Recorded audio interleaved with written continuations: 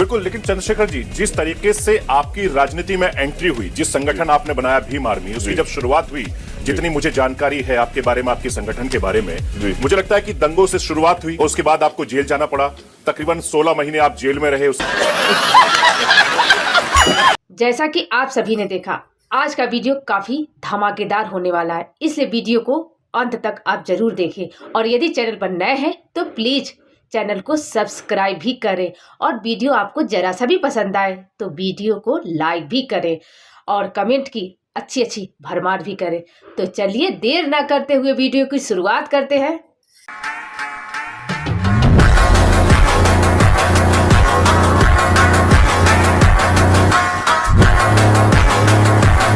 अभी मजा आएगा ना। अगर हिम्मत है मुख्यमंत्री जी तो फिर चुनाव करा के देखो। अगर आपकी जमानत जब्त नहीं हो गई तो मुख्यमंत्री को चैलेंज करने उसके हाथ चुनाव लड़ना चला गया और मेरे यहाँ जाए नगीना में चुनाव लड़ने 7-8 विधानसभा है जिला बिजनौर में कोई सीट पे आ जाए, अगर जमानत जब्त करवा के नहीं भेजी तो हमारा नाम।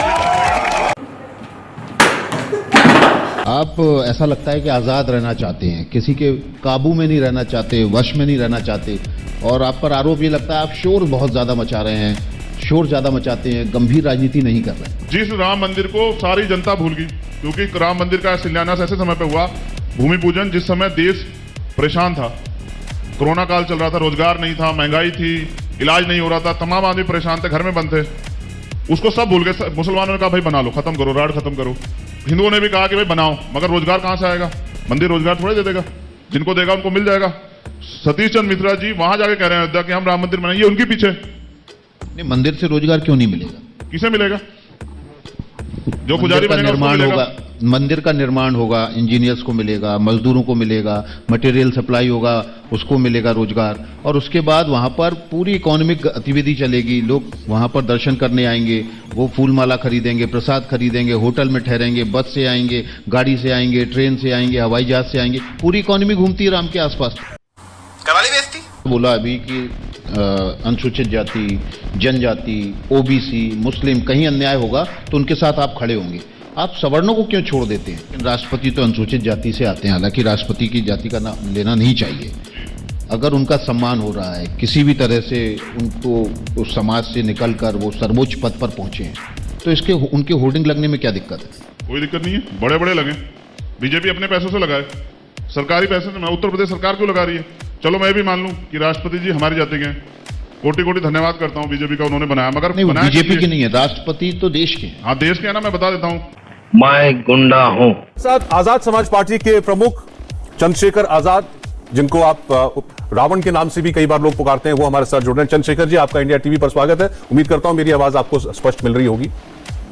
जी आ रही है। सब दोगलापन। देखिए, आप सबसे पहले तो आपका जो बयान आज आया, उसके बाद अखिलेश यादव भी बोले, तो लोग ये जानना चाहते हैं आपसे कि आखिर आपका और समाजवादी पार्टी का ये गठबंधन क्यों नहीं हो पाया? हमारा प्रयास था कि उत्तर प्रदेश में भारतीय जनता पार्टी को रोका जाए, तो मुझे ऐसा लगा कि वो नहीं चाहते थे कि दलितों की उनको जरूरत है। चंद्रशेखर जी, आपकी अभी नई पार्टी है और आप कह रहे हैं कि अपेक्षा आपकी जैसी अपेक्षा थी उसके अनुरूप उन्होंने आपको ऑफर नहीं दिया। वो कह रहे हैं कि 2 सीट के लिए मैं तैयार था, मैंने उनको सीटें भी बता दी थी कौन सी है, तो आप ऐसा क्या चाह रहे थे उनसे? और मैंने बताया ना, वो खत्म हो गई बात, अब अपने दम दिखाने की बात। चुप कर बे कुत्ते। ठीक है चंद्रशेखर जी, हमारे साथ इस वक्त सुधांशु त्रिवेदी जी भी जुड़े हैं।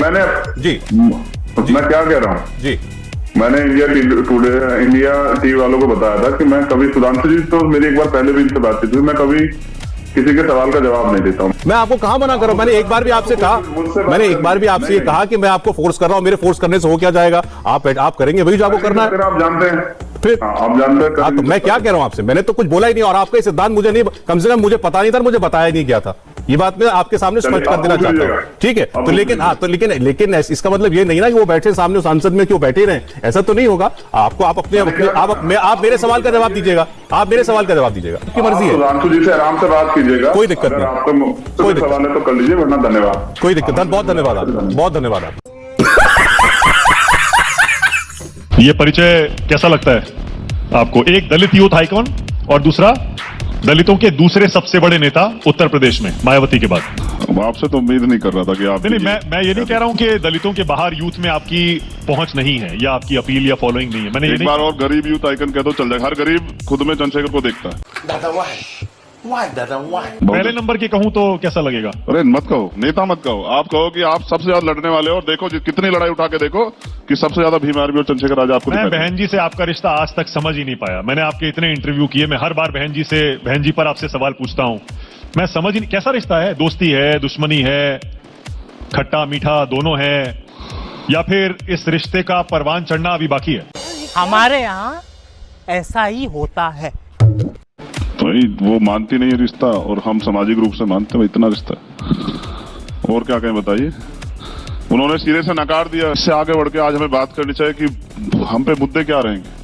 ये मुद्दों की बात तो तब हो जब आप अपने पत्ते खोलें, आप बताएं कि भाई मैं इतनी सीट पर चुनाव लड़ने वाला हूं, तब तो मुद्दों की बात करें। सिर्फ बीजेपी को हराने के लिए जाएंगे? ये भी तो कहेंगे इसको वोट दीजिए, इसको वोट दीजिए। हम तो अनुशासित वर्कर हैं। अरे पार्टी आपकी है, आपको ही बताना है। चंद्रशेखर आजाद को ही खुद बताना है कि चंद्रशेखर आजाद कहां से चुनाव लड़ेंगे, और आप कह रहे हैं पार्टी बताएं। हमारे यहाँ ना लोकतंत्र है। जिस राजनीति में सिर्फ पैसे वाले हैं, गरीब लोग नहीं है, उसमें कहीं ना कहीं हिस्सेदारी बनानी है।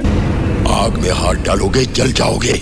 भारतीय हूँ और अपने देश को तरक्की के रास्ते पर ले जाने के लिए मैंने राजनीति को अपना प्रोफेशन बनाया कि अब राजनीति के जरिए परिवर्तन करना, और उसके लिए हम लोग सड़क पर रहें या सदन में रहें, कहीं भी रहें, लड़ेंगे, कुछ करके दिखाएंगे। बिल्कुल। लेकिन चंद्रशेखर जी, जिस तरीके से आपकी राजनीति में एंट्री हुई, जिस संगठन आपने बनाया भीम आर्मी, उसकी जब शुरुआत हुई, जितनी मुझे जानकारी है आपके बारे में, आपके संगठन के बारे में, मुझे लगता है कि दंगों से शुरुआत, मजा आया। और उसके बाद आपको जेल जाना पड़ा। तकरीबन 16 महीने आप जेल में रहे। उसके बाद में आप आके लगातार लोगों के बीच में गए, और आज देखते देखते सहारनपुर से लेकर आपका पूरा भीम आर्मी न केवल उत्तर प्रदेश में बल्कि देश के दूसरे राज्यों में फैल गया। जी, ऐसा क्या? देखिए, आपने जो कहा ना, दंगों से शुरुआत हुई, तो गरीब शोषित पीड़ित कभी दंगा नहीं करता है। दंगे सरकार में बैठे लोग कराते हैं जिनको दंगों से फायदा होता है, क्योंकि दंगों से बंटवारा होता। मैं बंटवारे की राजनीति करता नहीं। तो मैं समझता हूं कि एक सोचे समझे साजिश के थ्रू भारतीय जनता पार्टी के लोगों ने